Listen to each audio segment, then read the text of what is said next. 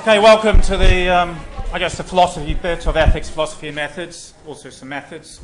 But today we're going to do some philosophy of science. We'll be asking what is science. I'll take you through philosophy of Karl Popper, and then another philosopher, Lakatos, towards the end. Then next week we're going to start talking about statistics. We'll talk about statistics for 2 weeks. And in the fourth week, we'll go through an example. Okay. So, Popper was interested in what he called the demarcation criterion, which is how do you distinguish science from non-science? And that question isn't just one of giving a name to something because he cares what name that you use. It's a question of how does knowledge grow? That's what we're really interested in. Under what conditions does knowledge grow? So here's a possibility. You might think this is how science works. This is how knowledge grows. First of all, we mustn't be biased, so we've got to clear our minds. Then we look at a lot of data, and then we try and induce a conclusion that follows very closely from the data, so that it's a pretty certain conclusion. So I just want you to think about that and say to the person next to you, do you agree with that? Do you think that's what characterizes science or not?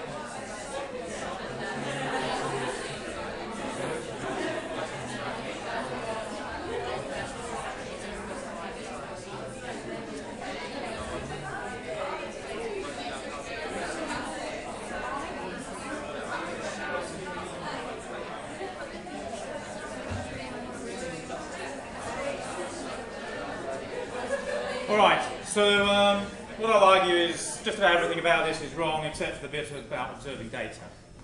I'm going to follow Popper's argument in that. The first thing I want to pick up on is the notion that science is about certainty. What we're trying to do, why do you stick close to the data? Well, that's because you want a justified or certain conclusion, right? That's probably the intuition.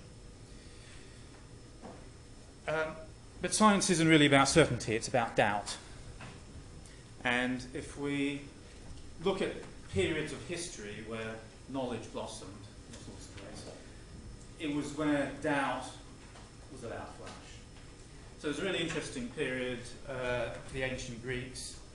So I have on the right-hand side there, developments in science and thinking, beginning with Thales about 600 BC. And it appeared what Thales said. He was one of the first philosophers he was a philosopher in the sense he wasn't talking about what the God said he did. He was trying to come up with explanations of how the world worked, mechanistic explanations. And it seems what he said to his students, because his students said different things to him, he said, here's a possibility, but maybe you can do better. He wasn't saying, I'm the master and you must accept this. He was saying, here's a conjecture. So he came up with the idea of how the world was. Anaximander, his student, came up with something better. He said the world was round and floating in space. Anaximander also thought humans came from creatures who came from the sea. And it's not so much that they often got things right, it was that there was lots of ideas around, and there was free criticism of those ideas. That's the important thing. And what you have is a blossoming of ideas. You have, well, Hippocrates, the father of modern medicine, and when you look at his case studies, he would say things like, and my patient died, and that treatment failed. He wasn't saying, I always get things right. He was saying, I often get things wrong.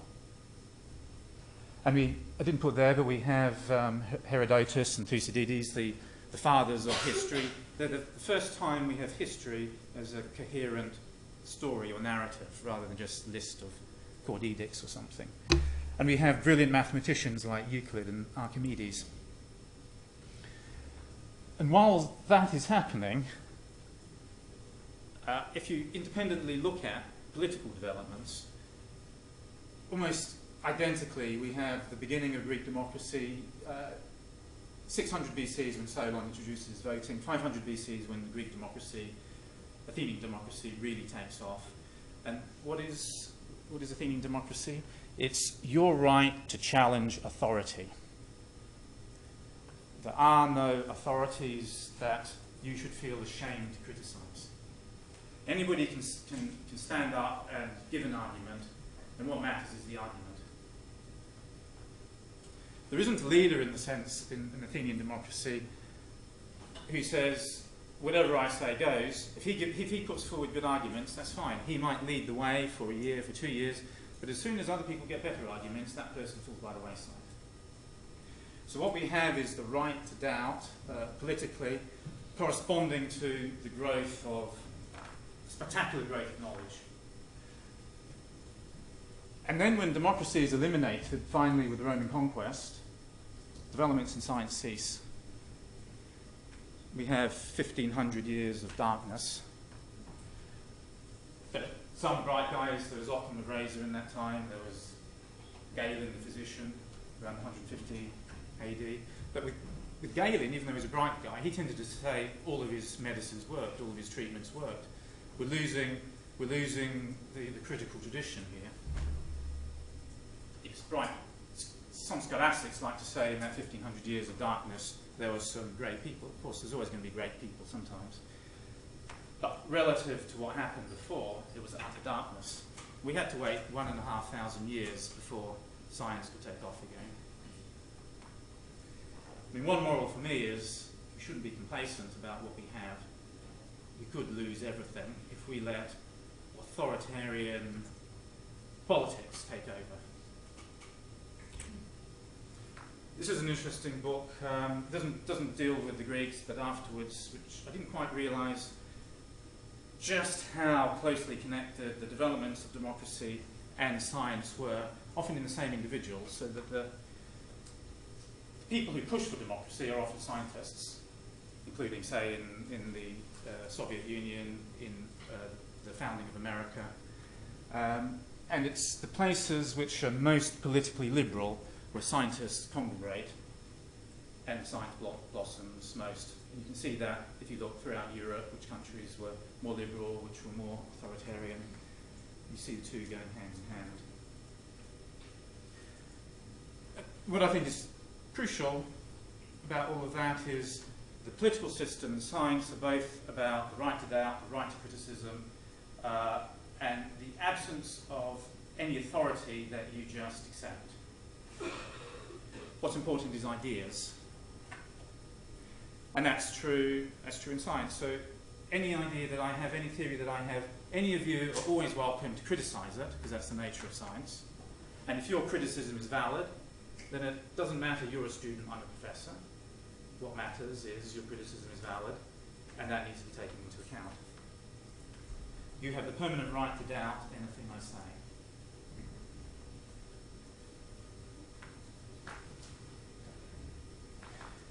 It took us a little while, though, I think, to really reach that point, that simple point of understanding that that's fundamental to the growth of knowledge. One of the waypoints is Francis Bacon. So we're now dealing about 1600. He wasn't really a scientist, but he was interested in the scientific method, and he came up with something which he thought was a scientific method. And there's something right about it. He said knowledge should be based on observation, not authority, although he did think knowledge science was about justifying your conclusions in some way that produced some sort of certainty. This was his scientific method: collect extensive data, list examples of the phenomenon, list examples which are not the phenomenon. Then by a method he called induction, form your hypothesis. And that was science. Now the problem with this method is, what is this induction business? How do we go from observing to forming your hypothesis? This is meant to be the scientific method of induction. So this is like what I said before: stick closely to your data, observe some data, don't go beyond it, stick closely to your data. What is this process meant to be? Well, Scottish philosopher Hughes said there is no process of induction, it doesn't exist. So consider statements like Daisuke is Japanese and polite, Ayumi is Japanese and polite, Hideki is Japanese and polite. Can you conclude by induction that all Japanese are polite? Well, we have some tendency to do that when we see lots of observations of a certain sort. Psychologically, we feel the urge to draw a general conclusion and have some confidence in that conclusion, right? But Hume said that's a psychological phenomenon, that's not a logical one. There's no justification for such a method. It doesn't logically follow that all Japanese are polite. But we just need to have one observation, say Hideki is Japanese and rude, and we can reject all Japanese are polite. Now we can draw a certain conclusion. So there's an asymmetry between proving and falsifying statements when we're dealing with general claims. We can learn more from negative cases than from positive cases, because we can never logically infer the generality, but we can reject the generality. So Popper took this as the basis of science.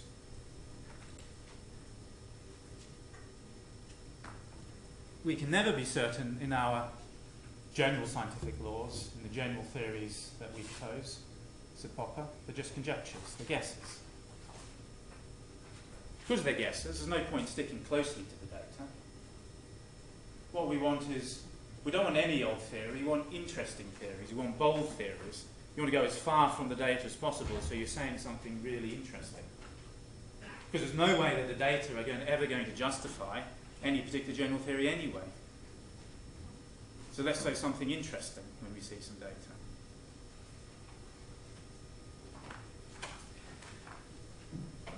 Now there was some, Popper started forming his ideas early 1900s. He wrote his book 1930s. This was a really interesting time in science that illustrated some of the points I'm saying about generalities that we might think we can be certain in because they've been confirmed so many times actually being false. So one of them was Newtonian physics, been around for hundreds of years. Scientists felt completely certain in it, been confirmed so many times, all these different predictions, but it was found to be wrong. The work of Einstein, quantum theory, showed Newtonian physics was literally wrong. So there was a general theory people accepted for hundreds of years, seemed to be confirmed by thousands of cases, but it was wrong. It was false.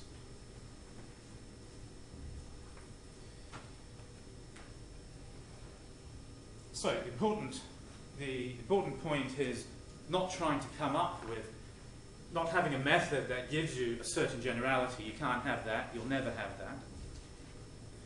The point is coming up with a generality you could test and you could show is wrong. So Popper was impressed with Einstein, who said, okay, I've got this theory of general relativity. Tell you what, if you go and make these observations, if you do not see the light bending around the sun during the eclipse, my theory is wrong. I'm telling you that in advance. I'll give it up. You go and make those observations. The experiment doesn't come out the way I predict here. General relativity, throw it in the bin. On the other hand, Freud said, whatever the patient does, I can explain that. My theory fits that. Nothing will show my theory wrong. And now for Popper illustrated the difference between science and non-science. Both cases you have general claims being motivated by observations. Neither of them can be justified or proved by those observations. That's not the point. The point is, in one case, you can say, I will give up my theory if certain observations hold. My theory can be shown false. I will give it up if these things happen. In the other case, someone says, I'll never give up my theory, because whatever happens is true. One of them is science and the other one isn't.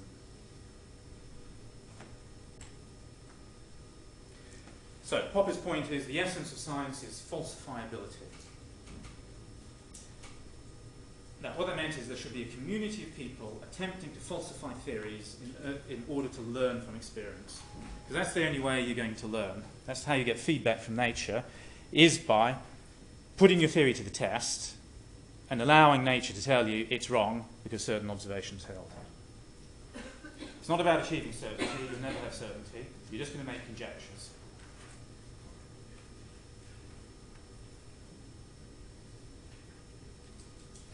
So this is the process of science. You don't have an empty mind to begin with. You have a conjecture. You have a theory. You test it against observations. Observations are important. Well, if it resists refutation, that's great. You can keep holding it. But don't be certain in it, because, like Newtonian physics, you never know. It might be 200 years down the line when it's shown to be wrong. But you can hold on to it for the time being.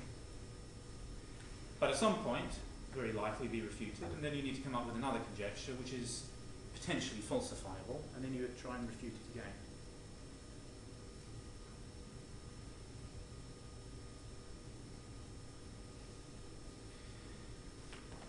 Now, the sort of logical statements I've been talking about, all x or y is a generality. We can refute that by finding an x which is not a y.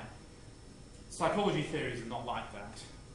Psychology theories don't say all x are y. We don't say all extroverts are morning people and function better in the morning. Evening people and function better in the evening, and all introverts function better in the morning. What we tend to say is extroverts, by and large, tend to prefer the evening than the morning, and introverts, by and large, tend to prefer the morning than the evening. In psychology, we talk about tendencies. But if you practice mindfulness, by and large, your depression will get better, but not always. We deal with tendencies, probabilities, not absolute rules. But this is one of the things, in essence, we'll be dealing with in the next lectures when we come to statistics. We can set up conventions by which we can falsify probabilistic statements, and that's what statistics is all about. Okay, so you've learned methods for doing that. You set up null hypotheses, which are probability models, and then you falsify them. We decide to falsify them if p is less than 0.05, right? So we set up conventions by which we'll reject or accept hypotheses. So we can still go through the logic of this. If an outcome is sufficiently unlikely, we'll reject the theory. It's not quite the same as absolute falsification, but we can still go ahead with the process. The logic of that, by the way, is what I'll be going through next 2 lectures, and I'll argue the logic you've been taught isn't a very good one. I mean, the logic that scientists use in statistics isn't a very good one, and there are better ways of doing things, and I'll take you through that in the next week and the week following.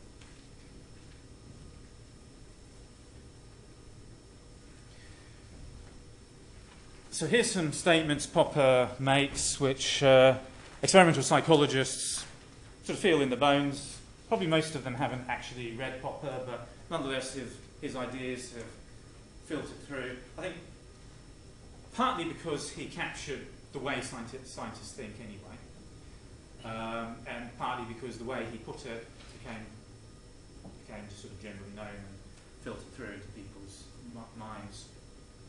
So here's some things he said. The content, or the empirical content of the theory, increases with its degree of falsifiability.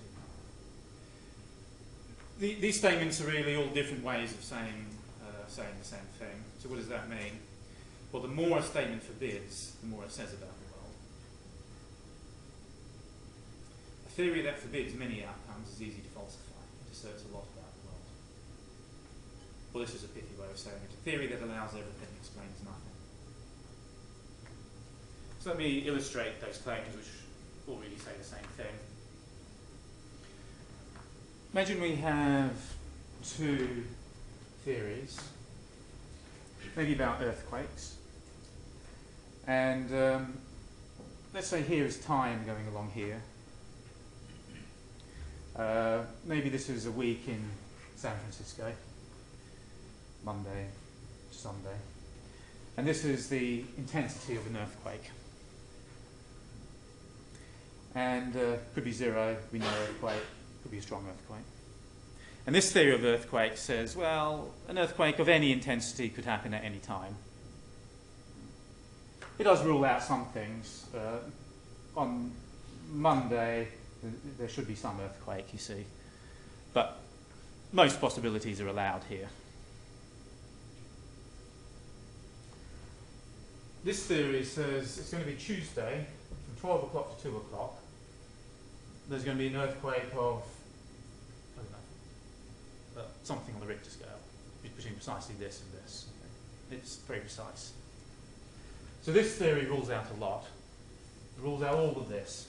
It says it's precisely this time, you know, within certain small limits, and this strength within certain small limits. Now, let's say what happens is an earthquake does happen at this time and this intensity right here.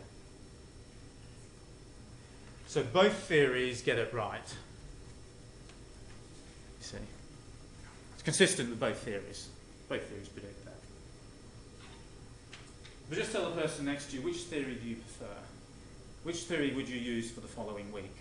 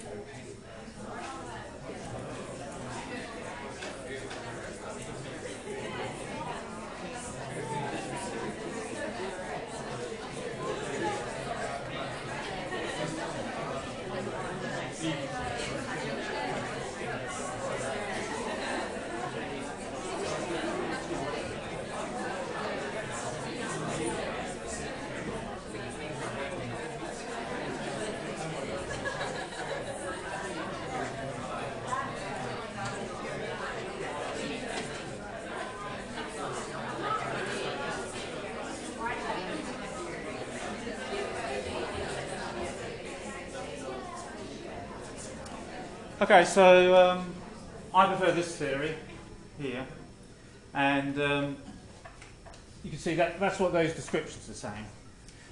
This theory allows everything, more or less, so it explains nothing. Because if it says anything can happen and something happens, well, big deal. You haven't really explained it. Right? So a theory that allows everything explains nothing.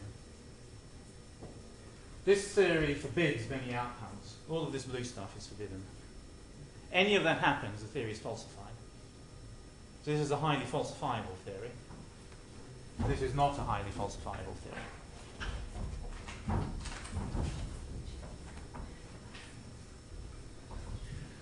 The more a statement forbids, the more it says about the world.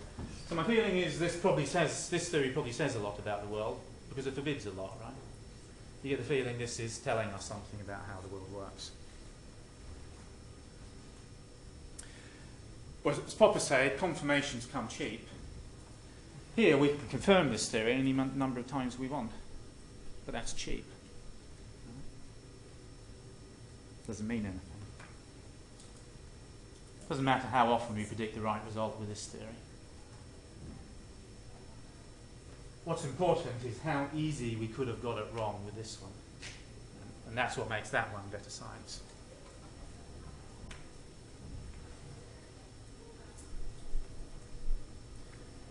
Now, Popper liked to distinguish the person, the scientist, from the ideas, the theory. And he considered that the theories have an objective reality of their own, independent of us, our minds. And what that means is when you set up a theory, it can make predictions, it has its properties, and you can be wrong about it. So the fact you can be wrong about the properties of your theory, that gives it an independent reality. So theories are sometimes things you have to think about, you have to discover things about, you have to think, well, what really follows from this theory? You can't just make it up. You can't just say, my theory predicts this just because you want it to. What you want is a theory that makes predictions because the predictions follow from the theory. And then, very good psychological practice, is to realize you are not your theory. What matters is the theory, not you. If someone else criticizes that theory, falsifies that theory, that's not a personal criticism of you. That's finding out something about the theory and how well it matches the world. So if you come up with a theory, or a method, anything, that takes on a life of its own. Someone else shows it's wrong, it's a cause to be elated, because now you've learned something.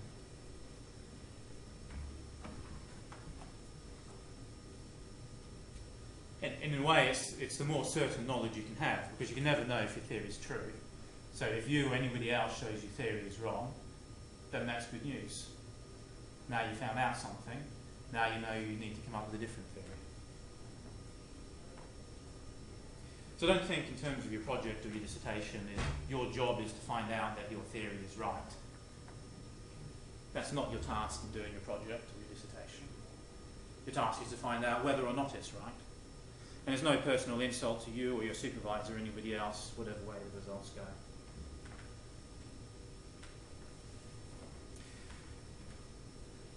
So Popper suggested we should change our professional ethics. Often a professional, an authority, believes that the ideal is to possess certainty because he is the authority, or she is the authority. The trouble with feeling too authoritative is the tendency to suppress criticism. Because if you think you already know the answers, well, you better stop this criticism from going on because it's only going to mislead people. But that isn't how knowledge grows. So in new professional ethics, as scientists, we should recognise there are no authorities. It's impossible to avoid all mistakes. Of course, we'll try. We shouldn't be ashamed to notice we have mistakes, because everyone makes mistakes, and so we should feel free to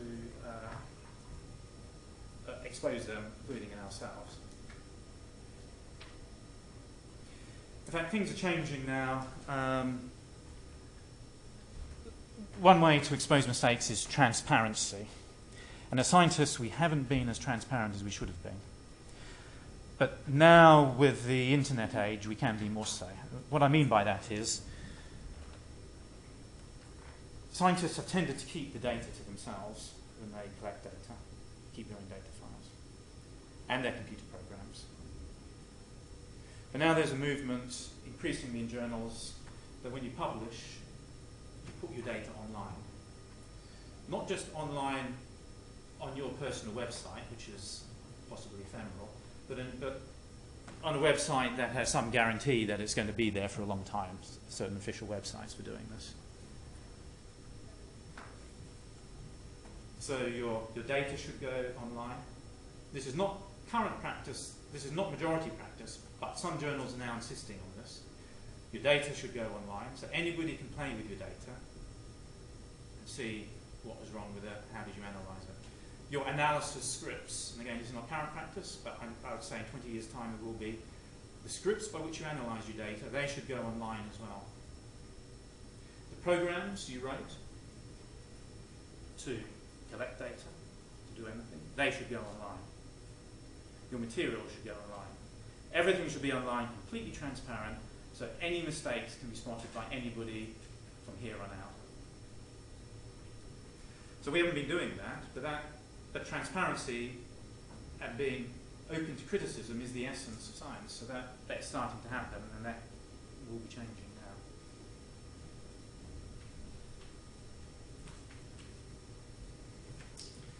So here's some quotes from Popper.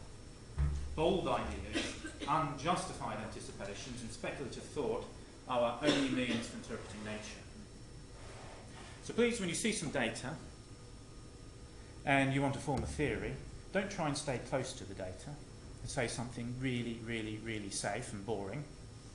Try and say something bold and interesting that goes completely beyond the data. You're still doing science when you do that, just so long as what you say is testable and you take part in the game of testing it. Because those of us who are unwilling to expose their ideas to the hazard of refutation do not take part in the game of science. As long as you do take part in that, you are doing science. Now here's a question that it sounds very simple, but I find it very useful to always ask myself, and that is, how would I know if my favourite theory were wrong? So when you do your project or your dissertation, think about, what is your theory here that you're testing? What is the theory that motivated this? What is it that you're interested in? And could you find out that it was wrong? What claim could be found wrong by the project that you're doing? You see, if nothing could be found wrong, then what are you doing?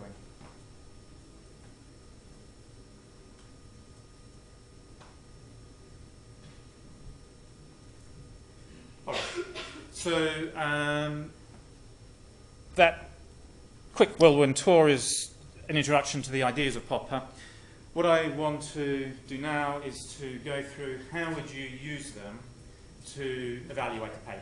So now I'm going to go through how we're going to use those ideas to do the assignment that I've set you.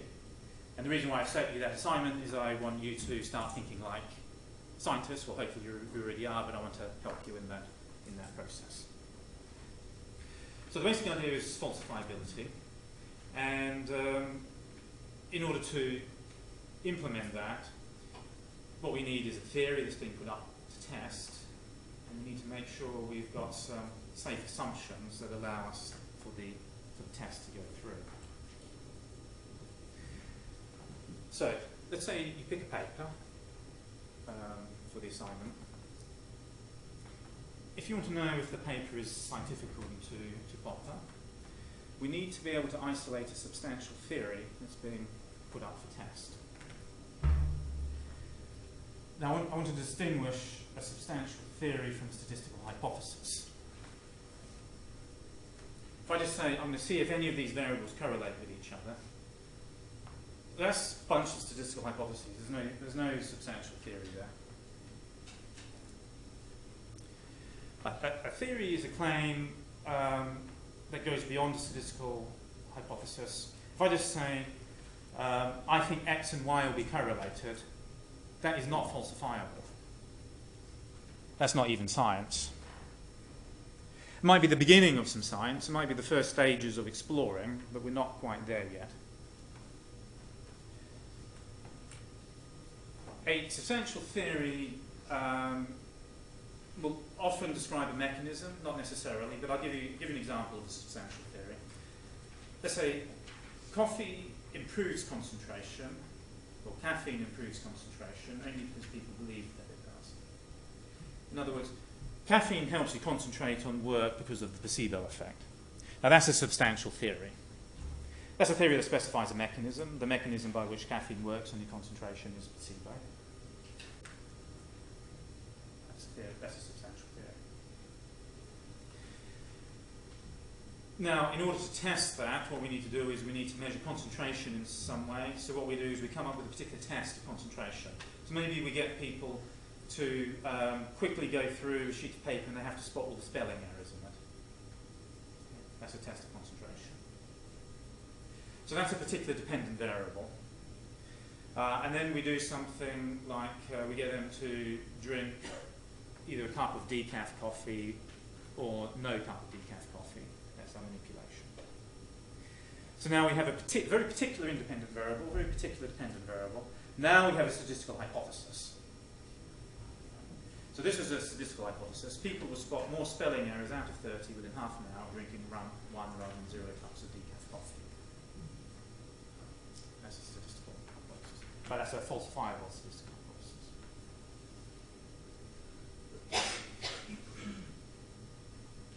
So a substantial theory will generally talk about the things we're really interested in, like placebo, expectation, belief, concentration.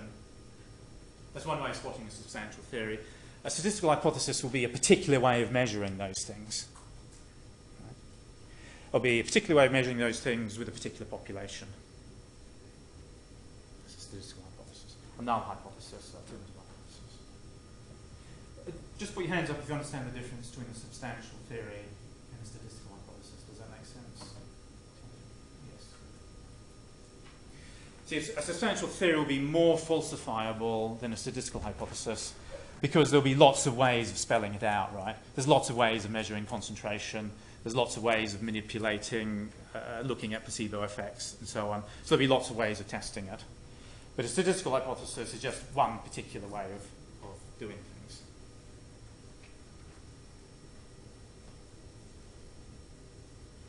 So to implement the criterion of falsifiability, we have to say what theory is falsifiable, right? Now, when you look at a paper, that is not necessarily as easy as it sounds.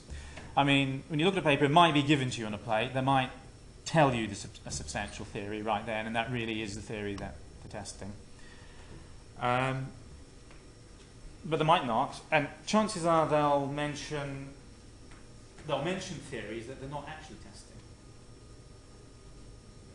So, for example, let's say the paper is within the field of evolutionary psychology, and they might mention the theory of evolution. Well, I'm willing to bet that no matter what results they got in that paper, they would never ever give up the theory of evolution. Right? So the theory of evolution was not being tested by that paper. And that will be true probably for any sort of general. I might mention dissonance theory, terror management theory. You know, these sort of big theories that psychologists talk about. They're probably not actually testing that theory. I mean, they might be, but just sometimes they are. But most of the time, they're not testing those big theories that they're mentioning. They wouldn't give up dissonance theory just because of the results of that one little experiment. So you just have to be a little bit careful. There'll be some theories mentioned, and probably the initial theories mentioned, that are part of background knowledge which are motivating what they're doing, but are not actually what's being tested.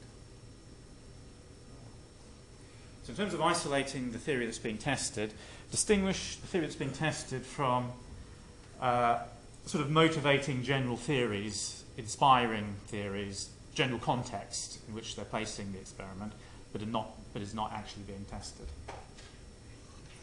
Probably what they're testing is something like the application of that general theory in this very particular context. So there'll be some sort of specific version, contextual version of that theory that they would give up. So your job will be to isolate what that is, try and find the most general theory that they actually would be giving up if the results came out a certain way. Now, I hope that's more than a statistical hypothesis. I have had people come to me and say, there is no substantial theory in this paper, and I'll give it here. I looked at it and I said, no, there isn't. It's just a bunch of, let's see what correlates with what else. Okay. So that's, okay, you could reject some null hypotheses there. So it's just about science. And remember for Popper, science wasn't black and white, it was shades of grey. The more falsifiable the theory is, the better it is. If there is a substantial hypothesis there, some substantial theory, that is better science than just saying, rejecting a null hypothesis, which is just about science, but only barely. So, your first task is to find the most general theory you can that is actually being put up for test. That those authors or someone could actually give up giving certain results in that experiment. There may not be such a claim. Sometimes you get to the discussion and they explain just why they wouldn't give up the theory, even though they did get all sorts of different results. So it turns out nothing was being put up for test. So sometimes you have to read the discussion to be clear about this. But a lot of the time there will be a claim that they would give up given certain results. And if this is proper science, then there will be such a claim. So this is what the assignment asks you to do. Concisely state the theory that the authors present as being put up to test. So you want to be able to say in a sentence what that theory is. Something that could be given up given certain results in that experiment. They needn't have gotten those results, they're just possible results in that experiment. And just to be absolutely sure, to absolutely clear about that, say what pattern of results would falsify the theory. That's a check that claim you put there would be given up. You say, you've got to specify the results and say, yeah, would that lead me to give up the claim? So then that's a falsifiable claim. And to help you distinguish the different functions theory can play in scientific enterprise, specify the background knowledge that inspired this theory that is not being directly tested. So I gave an example, say evolution.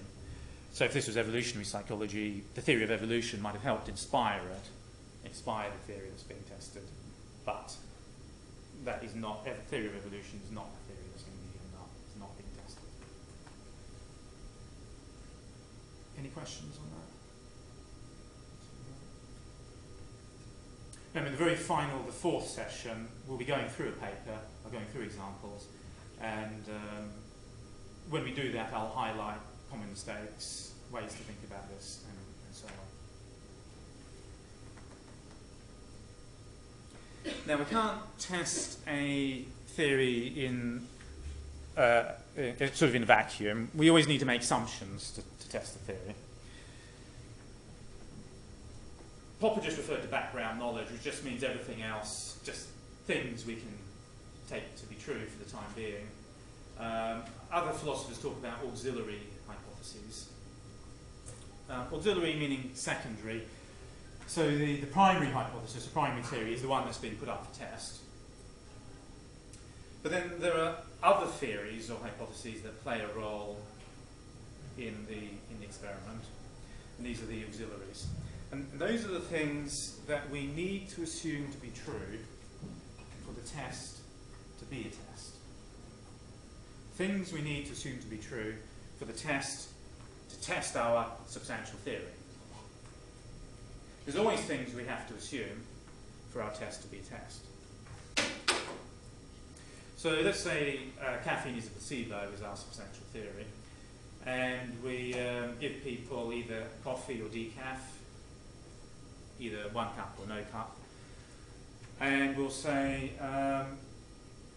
if coffee increases concentration more than decaf does, I'm going to give up my theory. If coffee does a better job than decaf, then my placebo theory is wrong. So we say that's the test.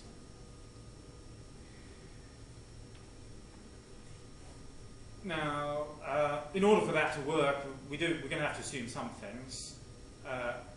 One thing we always assume is that the variables measure the things that they say they measure.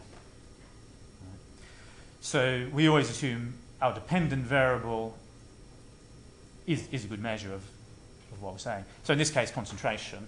We'd have to assume our measure of concentration actually measures concentration, right? Our ability to concentrate. If you doubted that, then you'd doubt the whole experiment, and the theory wouldn't be tested. So that's an example of an auxiliary hypothesis. You've always got that one, that the variables measure what they say they measure, because if they didn't, we're not testing our theory.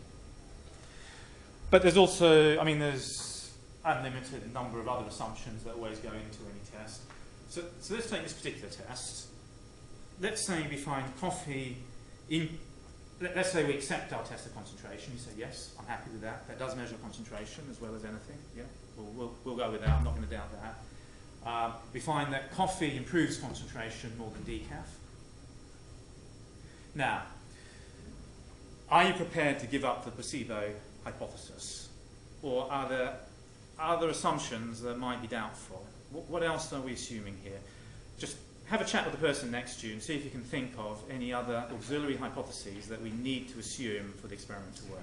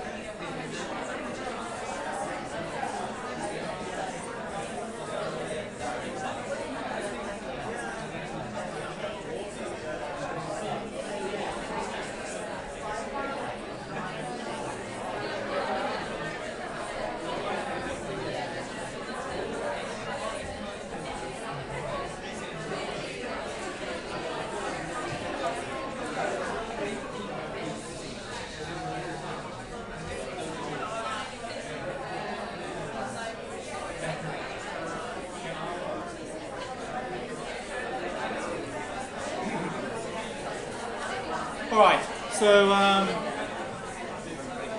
one assumption you might make is that decaf coffee tastes the same as coffee. Right? I don't know if you can taste the difference between decaf and coffee. Yeah. So now, let's say the person, if you can taste the difference between them, the person has stronger expectations after coffee than decaf, well then the experiment's invalid. Because you can have stronger expectations after real coffee than decaf coffee. We wouldn't falsify our theory. So if our auxiliary assumptions are unsafe, then the discrepant result doesn't transmit through to the substantial theory. Substantial theory is sort of protected. We just give up one of the auxiliaries. We say, no, I'm not going to give up my placebo hypothesis. I'm just going to say people can taste the difference. So what we have to do is we have to think about carefully what are the auxiliary assumptions, and we probably have to test some of them. Indeed, when you see experiments might do norming studies or material checks, that's exactly what they're doing. They're checking auxiliaries. So here we might give people a bit of decaf, a bit of coffee, they have to say which is which, and if they can discriminate, we say, okay, we need to change this.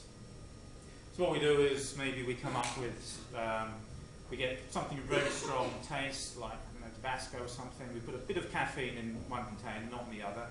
Get people to sip them. And if we're happy they can't tell the difference, we say, okay, now we'll do it this way. Can't tell the difference.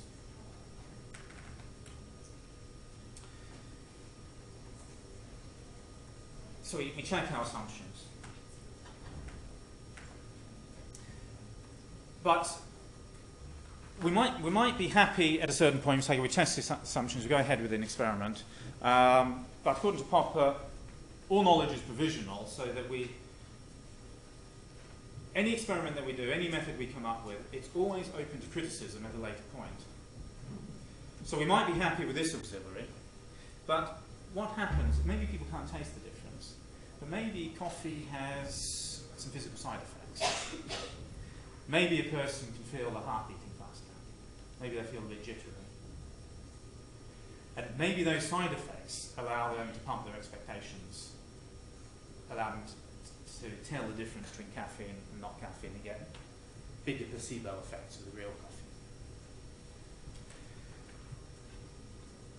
In fact, that particular example has an interesting history in terms of antidepressants. I mean, we thought for a long time the gold standard for testing medicines is the double-blind, randomized control experiment, right? So we give one group subjects, say, antidepressant, some chemical compound might be an antidepressant. Another group placebo, we say it could be in the antidepressant condition, the drug condition, it could be in the placebo condition. The person who delivers the drugs doesn't know which condition it is, the subject doesn't know what condition it is. Then if you get less depression symptoms with the drug than the placebo, you say the drug worked. So that's the randomized double-blind control experiment. Sounds good. But now, let's say your biologically active compound has side effects, which it will. Let's say it makes you feel sick, your left arm tingles, and it feels like you don't have a head. So you're in this condition, you say, I feel really sick, my left arm is tingling, and it feels like I don't have a head. This is powerful shit. So you get a super placebo effect. Right? And so the drug seems to work. And so what does the randomized controlled double-blind experiment methodology lead you to do? It leads pharmaceutical companies to develop the most toxic compounds that people will just willingly bear, because that will produce the maximum super placebo effect. So Irving Kirsch did a meta-analysis on this in 1995 to argue the super placebo effect that actually explained a hell of a lot of the effects of antidepressants, if not all of it. He was vilified at the time, but now that's become more or less orthodoxy. But what that illustrates is the nature of science in terms of whatever we do, even if we think we have something that's brilliant, it's always open to criticism and improvement. And that's what makes it science.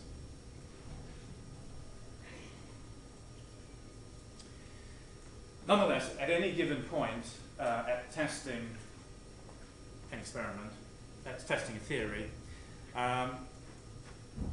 we need to accept some things as safe in order for the test to proceed. And generally, we're quite happy to do that. In that we'll say, okay, yes, some things do seem reasonably safe. Given we agree that these are safe, at least for now, then the discrepant result will transmit through to the substantial theory, and we can give up the substantial theory. We need to accept some things in order to falsify something else. So what I ask you to do in the assignment is what background knowledge must be assumed in order for the test to be a test of the theory. So these are the assumptions that we need for the test to be testing substantial theory. That's what this is talking about. Things like the dependent variable measures what it says it measures. But there'll be a bunch of other things you might be able to think of as well. And then I ask you, how safe is the background knowledge in form? Now, none of these questions are trick questions. This is just, I'm not asking you to always criticise the knowledge in 4 or always accept it. I'm asking just for a genuine judgment. Because genuinely, when I read a paper, sometimes I think, oh, that's a pretty good test. I think those background assumptions are pretty safe. But sometimes I think they're not. It's a genuine judgment on your part, I must admit.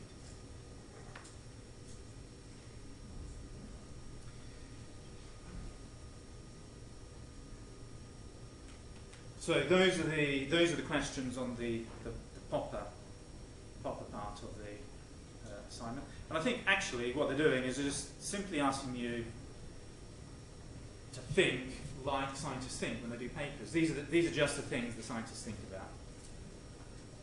Now what you might find is that for any given paper, there's some assumptions a bit dubious, you're not 100% sure about it. It's probably very rare for a paper to have completely safe background knowledge in every respect, so that the discrepant result transmits through to the substantial theory in a completely definite way. So some people have criticised Popper and said theories in science are never definitively falsified. But I think the way to think about it is, at least not by a single experiment, the way to think about it is what Popper is describing is an ideal. It's the ideal that makes sense of what we're doing. And if we didn't have that ideal, there would be no sense. There would be no way of explaining why scientists are doing what they're doing. Of course, the fact that we don't live up to ideals all the time is, well, that's just the way life is. It's just bloody hard doing experiments on human beings because it's a complicated business. But we are trying to fulfill that ideal of testing substantial theories with safe background knowledge as best we can. All right, let's break now for 5-10 minutes, get a coffee or a tea, and then we'll come back and talk about Lakatos.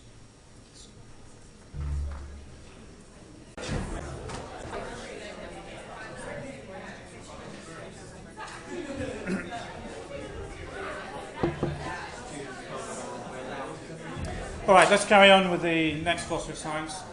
I personally found Popper the most helpful philosopher in terms of me thinking about my own science.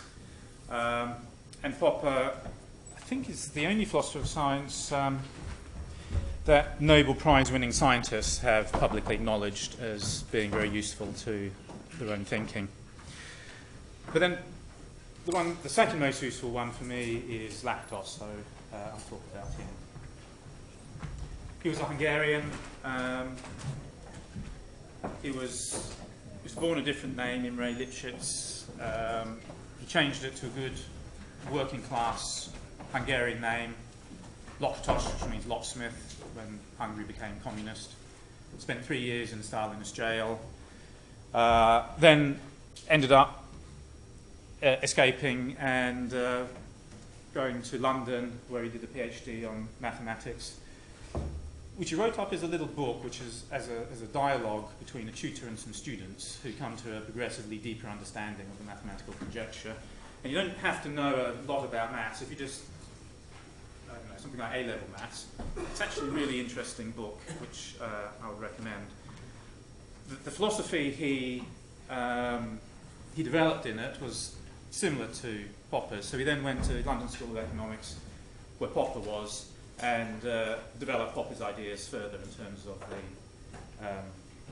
the way science works.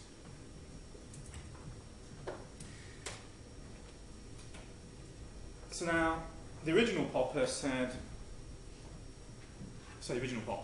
in his first claims, he said a scientist must commit in advance as to what result will falsify a theory. Because that's what he saw Einstein do. And he thought, that's good stuff, that's intellectual honesty, and you must stick with that decision. So this is something Lakatos is going to criticise. Why should you stick with that decision? Another philosopher of science I don't think you've heard of is Thomas Kuhn. He came up with the term paradigm, which is now part of the English language. That was from Kuhn's book. Quite a readable book. Again, very influential book. And he argued, contrary to Popper, that science is best understood in terms of large-scale paradigms or schools of thought, sort of big theories, that are resistant to falsification. And really, what matters whether one theory wins or another, or according to Kuhn, was power struggles. It was all about revolution and sociology. Well, Lakatos wanted to take on board what he thought was right about Kuhn's ideas, but he didn't like the notion that science was just like a conflict between in-groups and out-groups. It was just a sociological battle, and whoever was most powerful won. That doesn't seem to explain how knowledge grows. How does knowledge progress? If that was just the case, why couldn't you just run the history of science backwards or any other direction? But you can't. It seems like we do have progress in some sense. Something very interesting is happening with science in terms of the growth of knowledge. So, he wanted to keep Popper's emphasis on falsifiability. Lakatos says blind commitment to a theory is not an intellectual virtue, it's an intellectual crime. But we just need a bit more flexibility than the original Popper said. We need to be able to revise our ideas and not necessarily stick with the first things that we said. In fact, this is something Popper accepted, and in fact is consistent with his general notion of fallibility and what I was saying before about everything being open to criticism at any given time.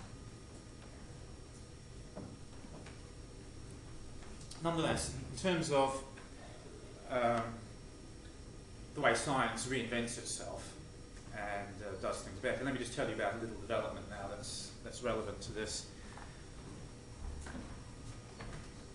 We have a problem which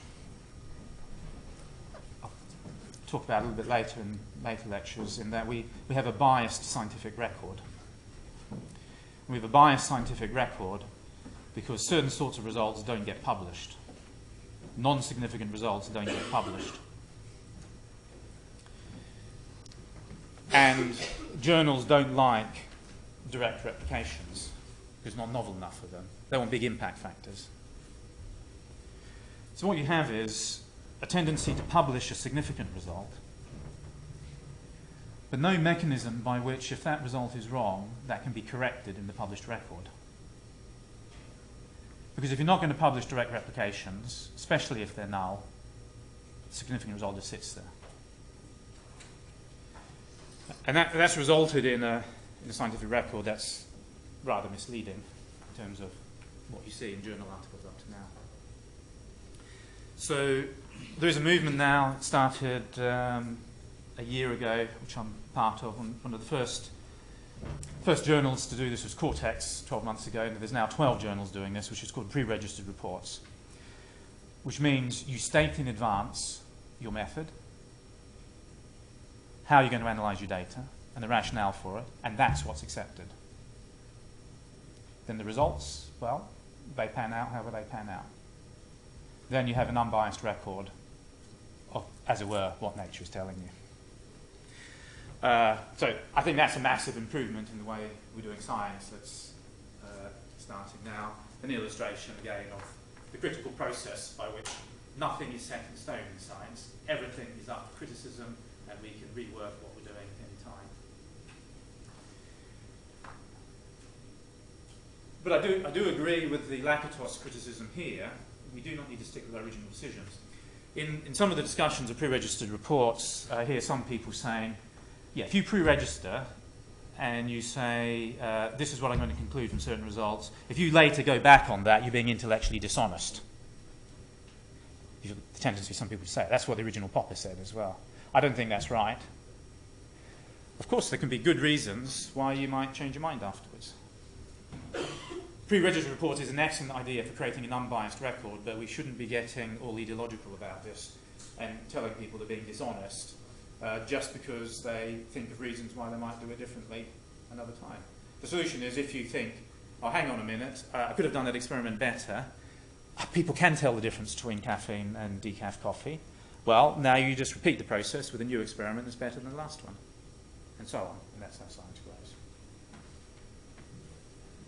Now, what Lakatos wanted to take from Kuhn was that there are large-scale, relatively unfalsifiable research programs that are important in characterizing the nature of science. So science isn't just about falsifiable hypotheses. That's important, but those hypotheses are embedded in larger research programs which are relatively resistant to falsification. So Lakatos wanted to say Kuhn was right about that, and at least the original Popper hadn't quite grasped that larger macro-scale structure of science. Again, this was a point that Popper took on board and accepted. He said, yes, you're right. And he called them metaphysical research programs. So both of these points Popper, in fact, accepted under the influence of both Kuhn and Lakatos. Now, what Lakatos wanted to say was, even though you can't strictly falsify these large-scale research programs with single experiments, there is a rational basis for accepting and rejecting them. And he wanted to develop a methodology for doing that.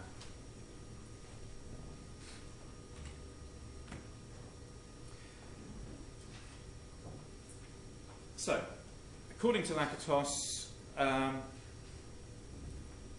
one problem with the somewhat simple way Popper characterized science is that any very general theory will be, as he said, born into a notion of anomalies. So, for example, Newton's theory couldn't explain the motion of the moon for about 100 years before they finally cracked it. There are aspects of the motion of the moon that just couldn't explain. And the orbit of Mercury was never explained, not in detail. In fact, it was only when Einstein came along with the general theory of relativity that the orbit of Mercury was fully explained. So he says there's always anomalies. Now, I'm not 100% sure about quantum theory. I've read by quantum theorists that there has never been a prediction made by quantum theory that was falsified. So it's not entirely clear to me that quantum theory was born into a notion of anomalies, although there are clearly problems with it in the sense we don't know how to fit it together with general relativity, don't quite know how to interpret it. But despite those sort of conceptual problems, it hasn't made predictions that have been falsified. So I'm not 100% sure Lakatos is right in that claim, but he is right in many cases anyway.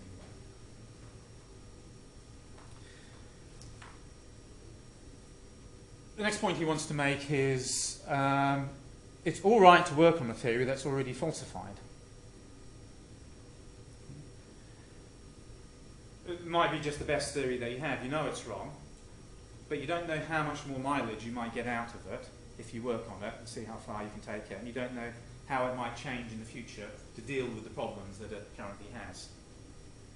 You don't know if your theory is going to deal with the problems unless you stick with it for a bit and see what you can do with it.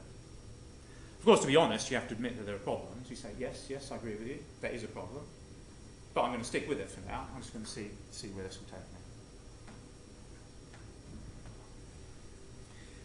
And again, actually, Popper agreed with that as well. So what we're sort of doing here is just making sure we're not taking Popper too simplistically, were putting him in a realistic environment. But now I want to come to where we go beyond what Popper saw. We're not contradicting Popper, but we're just seeing a larger scale structure to science than Popper was focusing on. So, scientific theory, said Lakatos, can become a hard core of a research program. And by hard core, he means something that's immune to falsification. So what you have is a set of ideas, motivating ideas, that you're not going to directly test. But what those ideas are going to do is they're going to inspire theories, which Lakatos describes as being in the protective belt around the hard core. The protective belt because you are going to test those theories in the protective belt, but if they fail, you don't give up the hard core, you just give up that little theory that was motivated. So for example, maybe the dopamine theory of schizophrenia is a hard core. You say schizophrenia results from imbalances in dopamine.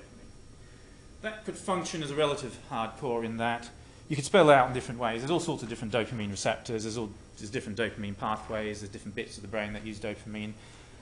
Just because you didn't find an imbalance in one sort of receptor, one part of the brain, one pathway, you say, yeah, that was just that receptor, that was just that pathway, that was just that bit of the brain. But it is to do with dopamine, and I'm going to look at this bit of the brain next. See? So you keep using one idea as a motivation, you don't give up on it, you use it to say, to spell out a different particular theory each time. Or another example, I don't know if you've come across connectionism. That was a set of ideas that came in the mid to late 80s. For about 10 years it seemed like it might completely revolutionise psychology and turn it upside down. It didn't quite do that, it then sort of settled into just one of our tools, one of our sort of, became part of our toolkit rather than completely changing psychology. But it's a really interesting way of thinking. It says our theories should be specified in sort of brain-like ways. So what we'll do is we'll think of the way the mind works as little elements that pass activation between each other, because that's what neurons do, that's what brains do. We can set up simple rules for doing this.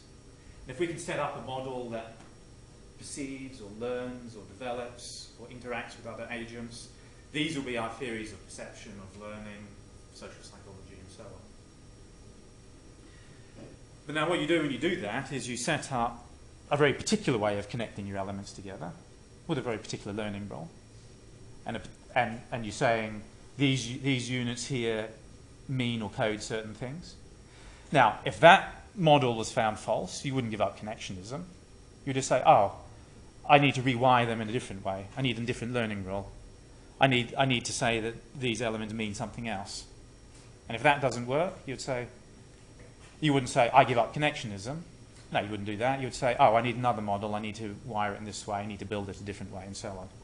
So the core ideas are never directly attacked or falsified. They just motivate you to think of another theory. They're how you think of theories. But they're not actually tested themselves.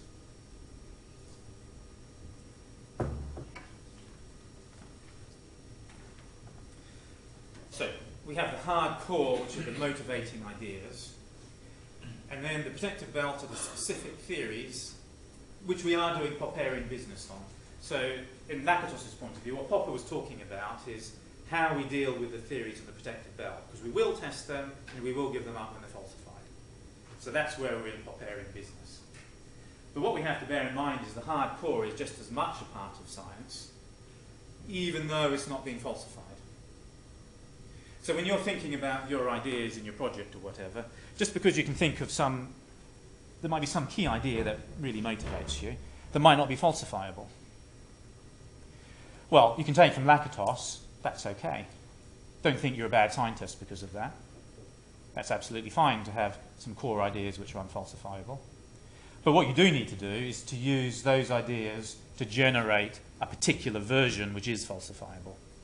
And you are willing to give up.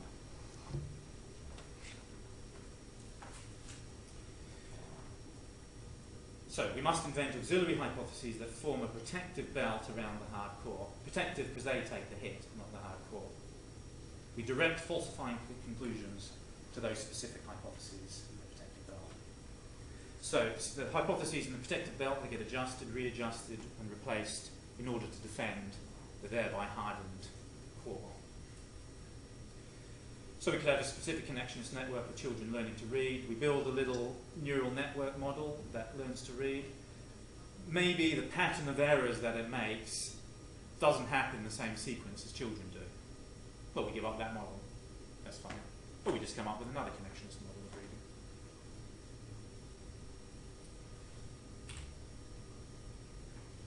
So, one reason Lakatos postulated a hard core is to indicate the unity and consistency of science over time. It isn't just one damn theory after another. The theories are related to each other, and they're related by being generated, at least within a certain research program, by the same hard core. So this is the anatomy of science. We need a hard core, a protective belt, and a hard core is something you don't know, you can't think logically what is a hard core. It's a historical matter. It's that set of beliefs that scientists have held over a period of time in order to generate specific hypotheses. So in order to know what that set of beliefs is, you'd need to look historically over a period of time and see what it was that scientists were holding. You can't just take a snapshot and say logically that's the hard core. You don't know that. It's a historical matter. And maybe this fleshes out our understanding of science a bit. So from a Popperian point of view, all swans are white. It's falsifiable and therefore potentially science.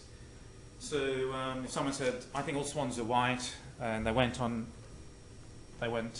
sailing to Australia looking for white swans, they find a black one, they give up all swans are white. By Popperian science, logic, that is science. But somehow it seems a little bit simple, doesn't it? Is that really all there is to science? According to Lakatos, that isn't quite science yet, because we don't have a hard core that's motivating a series of hypotheses. It's not quite rich enough, really, to be science as we would normally characterize it.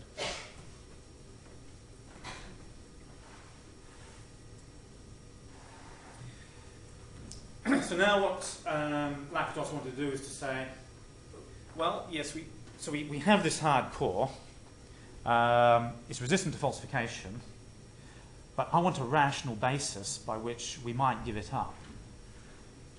Because if there's no rational basis by which we might give it up, how are we getting feedback from nature? How is knowledge growing? How are we learning? Popper described how we learn in terms of the protective belt. We get our theories to stick our neck out, we test them, and we give them up if we fail the test. That's how we learn from nature. Yeah, well, that's how we give our protective belt hypotheses. But what about the hard core? So this is Lakatos's idea. We use the hard core to generate new hypotheses. Now, if by using the hard core we generate a theory that makes a novel prediction, predicts something we didn't know before, whether it's right or not doesn't matter, as long as it's a novel prediction, then we'll call the research program progressive, theoretically progressive. We're making new predictions. Now, some of these will turn out to be false, and that's absolutely fine. But as long as some of them turn out to be true, then the research program is empirically progressive. And that means we're still in business. That means it's good stuff. That means it's rational to stick with the research program. Getting things wrong sometimes, well, that's fine. That's just life. As long as it sometimes makes novel predictions which are true, then it's worth sticking with it. Then we say it's progressive. So this was, for example, Lakatos's criticism of Marxism. He said originally, actually he did make predictions, but they turned out to be false. And thereafter, any time anything happened, the Marxists said, oh, that's the class struggle without the means of production.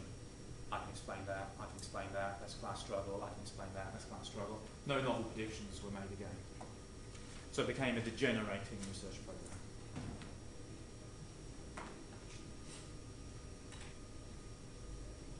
So, we now want to apply something like Popperian thinking at this macro scale and say we must be prepared to give up our research program, which includes the hardcore, under certain objectively specifiable conditions, to be intellectually honest. And what are those conditions? If our research program is degenerating, while a competing one in the same domain is progressive, then it's rational to give up the degenerating one and to go with the progressive one.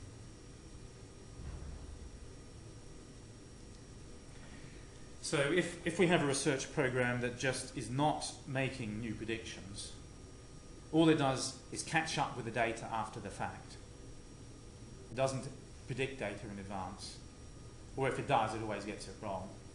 While there's another research program around that's making novel predictions that sometimes turn out true, then it's rational to give up the degenerating research program and to stick with the progressive one.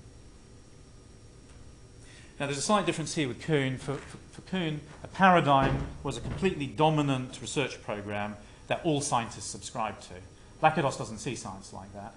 Lakatos sees it as a competition between different research programs. That's sort of the more natural state of affairs. And when one of them is progressing and at least one is progressing, one is degenerating, we'll give up the degenerating one and go for any of those which are progressing. So I'll give you a couple of examples. Lakatos didn't give examples from psychology, nor did Popper, but I'll give you some psychology examples to see. So this, there was a paper that applied Lakatos to evolutionary psychology. So here's an example. Evolutionary psychology says so this is the hardcore. The mind evolved by natural selection, and fundamental human characteristics evolved in the Pleistocene. In other words, from about 2 million to 10,000 years ago, that's when the human mind got the characteristics that it has.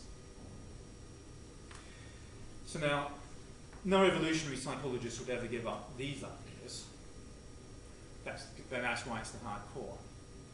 But then they use that to motivate particular theories like a cheater detection module. So they'll say, well, humans are bad at logical reasoning, but if the context in which you're applying the reasoning is one that was important in our evolutionary environment, like detecting whether someone's cheating or not, then you're going to reason absolutely fine. And so people have done experiments showing when it comes to detecting cheaters, people who are cheating, people reason actually pretty well. Even if you take the same logical form of the problem, if you put it in another concrete context, but it's not about detecting cheaters, people don't do so well. If you put it in an abstract context, they do rather badly. So I don't know how that particular theory is faring now, but when I read it 10 years ago, it was doing all right. But if that was falsified, well, you give up that particular theory. You say, okay, no, okay. There isn't a cheating detection module, but still, the mind evolved in the Pleistocene, and I'll come up with some other ideas. Now, Lakatos also had something he called the positive heuristic. This is what it means. It's really meaning use the hardcore to think about how to revise your theory. So what that means in this case is, let's say we give up on a particular theory. Think more carefully how the Pleistocene conditions map onto modern day life. Maybe the apparent adaptation you identified wasn't the real adaptation, but there's some other adaptation we need to think about. Was the experiment ecologically valid? So these are all questions sort of motivated by the hardcore, asking you to direct your mind in ways to come up with a new protected belt hypothesis.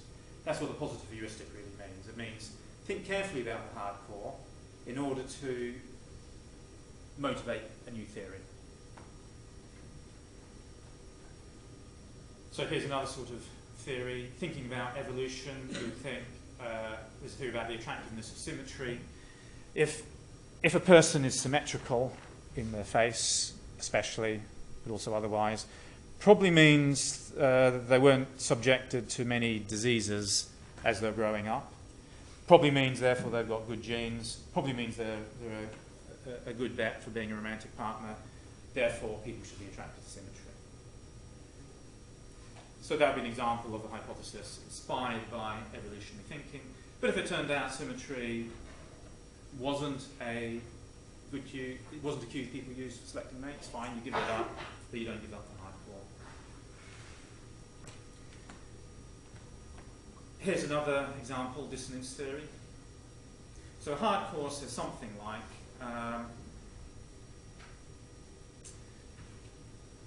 we like cognitive consistency.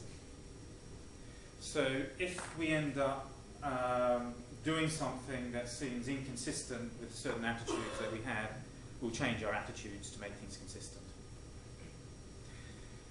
So this idea can be used to motivate a whole bunch of different theories. For example, reward reduces intrinsic motivation. Let's say you take some children, you put them in a room with some toys, and you say, if you play with those toys there, I'll reward you, I'll give some sweets. Okay. Play with those toys, I'll reward you. Play with those toys, I punish you. You sit there, the children dutifully play with the toys to be rewarded, and they don't play with the toys to be punished. You then leave the room and let them get on with it. What do? They've lost all interest in the toys you rewarded them for playing with. Right? So the reward destroyed their intrinsic motivation, it destroyed the enjoyment of playing with the toys for their own sake. Why?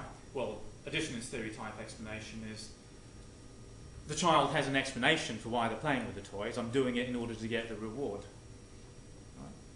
So then that becomes the cognition that they have, and they can change any attitude that they had before that was inconsistent with that, like it was enjoyable to play with. Choosing increases preference. If you get people to choose to do something, it makes them like it more. If you get people to work hard to get something, they like it more. Dissonance theory explanation is, well, if I worked hard to get this, I must really want it. So, therefore I like it more.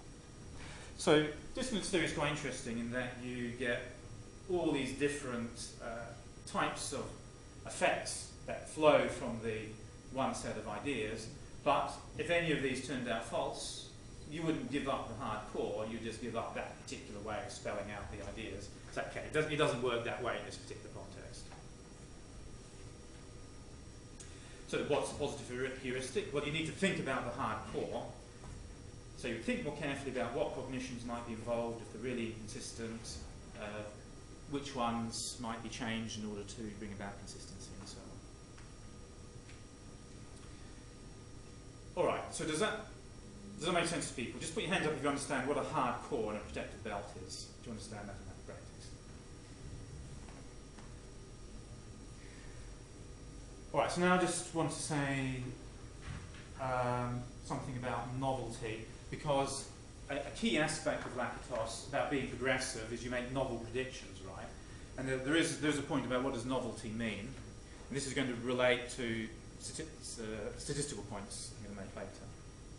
Progressive means making novel predictions that are confirmed, but what counts as novelty? The early Lakatos said novelty means novelty in a strict temporal sense. You had to make a prediction before the data were in, before you knew about it, otherwise it doesn't count. Right? He then changed his mind about that, and while that is a form of novelty, it's not the only way of being novel. I mean, one counterexample to that is, I mentioned Newton couldn't explain the orbit of Mercury. Einstein could. But the general theory of relativity was not designed to explain Mercury. It was motivated completely different principles. Einstein then decided, well, let me apply this to Mercury, see what happens. He then found it explained the orbit of Mercury, and the anomalies in the orbit of Mercury have been known for 100 years. So this is old data. But when he found out he could explain that, he describes himself being in a state of bliss for days, utter joy for days. And it was one of the key findings that swayed scientists. General relativity must be right. The other one was a genuinely temporally novel prediction about the bending of light around the sun. But there was novelty here in some sense. It was novel for the program. It was just a historical accident that these data were known before the theory rather than after the theory. The theory was motivated completely different grounds, and then when it was applied to this problem, which was novel for the theory, it could explain that. So Lakatos called that use novelty, and that counts just as much. Now when we come to talk about statistics, orthodox statistics, temporal novelty is all important. I'm going to give you another sort of statistics, Bayesian statistics, where use novelty is the only thing that matters, not temporal novelty. So these issues are going to resurface in the next couple of weeks. All right, so for the assignment, when you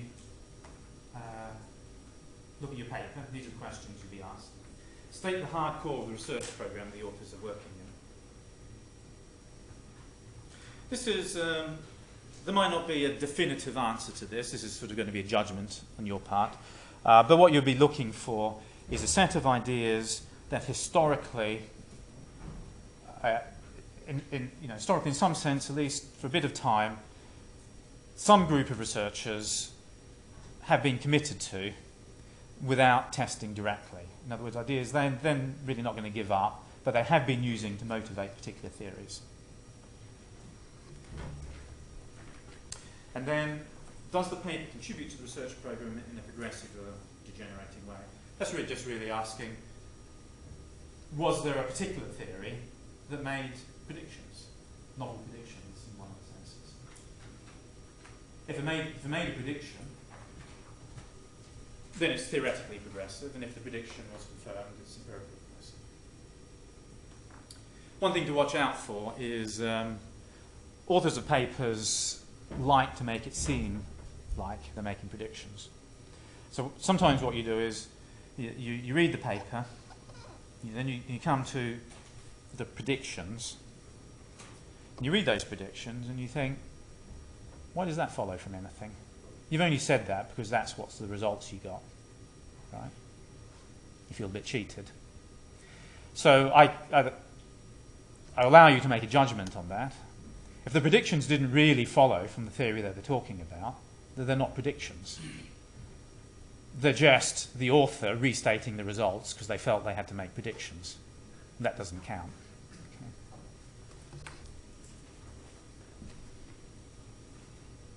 All right, so that's the Lakatos part of the assignment. So that's the end of the lecture for today, and next week we'll start on some statistics. Thanks very much.